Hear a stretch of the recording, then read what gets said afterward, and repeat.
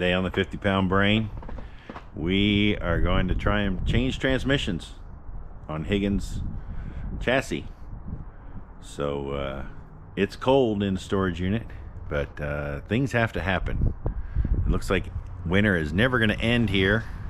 I don't know if you can see. It is 25th of April or May or March. Oh wow, I don't even know what day it is, what month it is. It's the 25th of March, and it's still snowing. It's supposed to snow again today, but I've been letting the cold stop me long enough. It's time to get going. So here's what we're pulling out: a regular old 4-speed transmission. And here's what we want to put in: the overdrive that we've rebuilt on a previous episode. So this baby will be super fast. We can look death in the eye.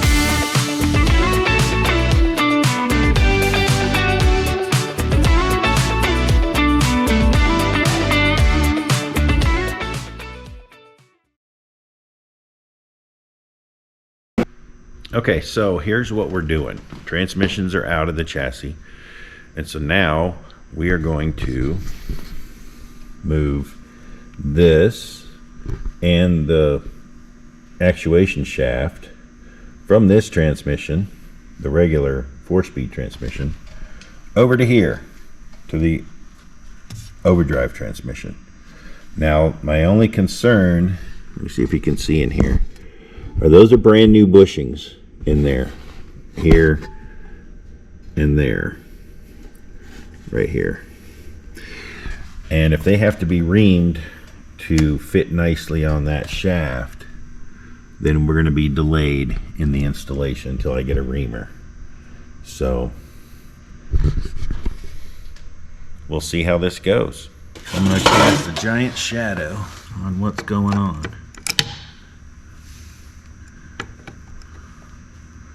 Let me fix the lights.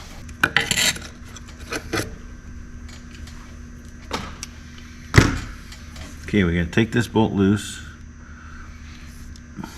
and this should be free to rotate.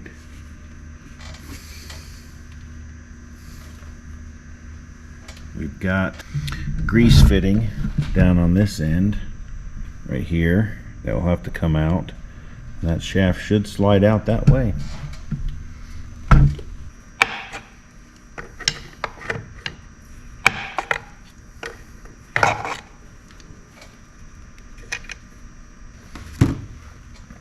There's also a bolt that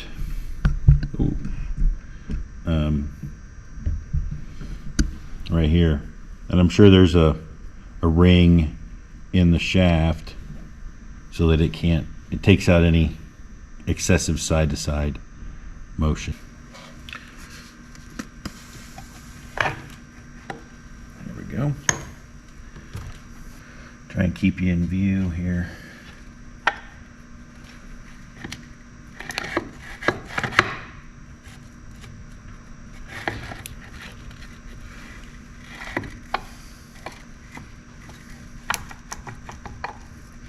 I think what has happened is what I've read about, and that happens a lot. And this bolt had a protrusion that went into a recess in this shaft, and it is probably broken off. it takes too much of the clutch actuation stress. And so that's probably what is keeping us in place here, which means that's going to be good times trying to get that out. We'll see. I don't want to crack this case.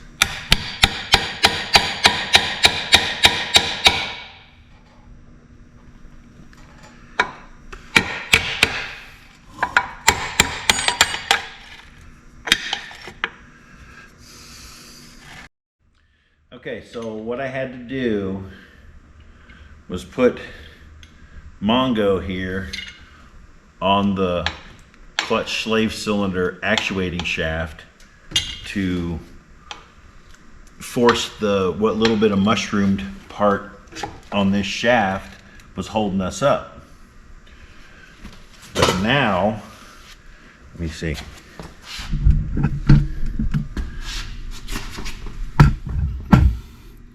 You can see right here, we have access to that broken off pin. We can drive it out now, and then this thing should come apart. So that's all it was holding us up, is enough to get this worn out. Let me show you the other side.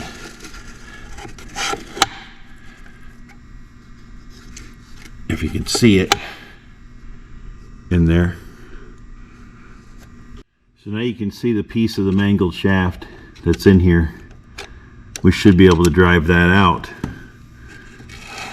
the back side here, and then get this shaft out and get it over to the overdrive transmission. So we'll see. And so there you have it. The two pieces. That thing is now hollow again. Try and get this shaft out. Should, I'm hoping, slide right out. I had to hold the forks up out of my way. They kept sliding down. And I had to keep this. Shaft wanted to rotate while I was pounding on that plug. So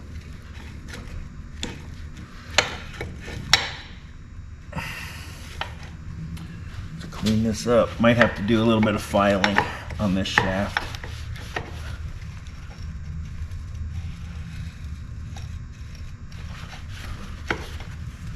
Let's see.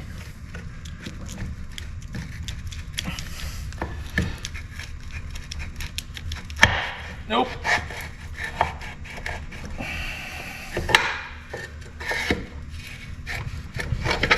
There we go.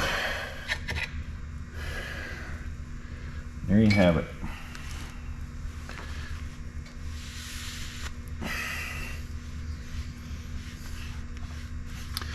Clean this thing up.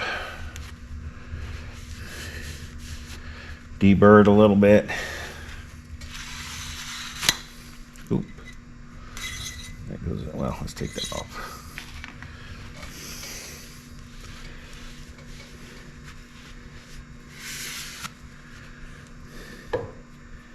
Make sure it's still straight. Should be. And we'll throw it in the other transmission.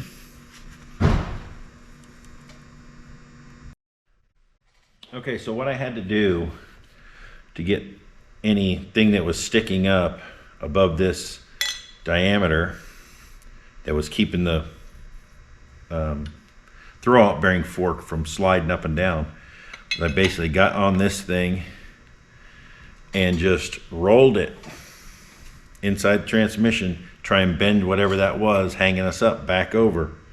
And that's how I did it.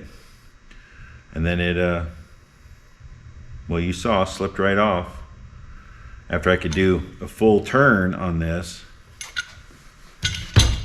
and get the fork off. So now, hopefully, somebody sells a new bolt,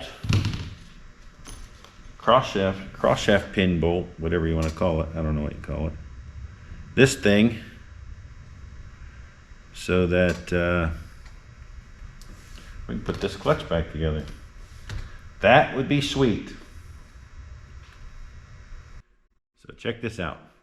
I go in and look at the Moss Motors catalog to see if they have one of those pin bolt things that was broken that we worked so hard to get out. And everything that we just pulled out of this transmission is available from them at not too bad of prices. So did we kind of waste our time today?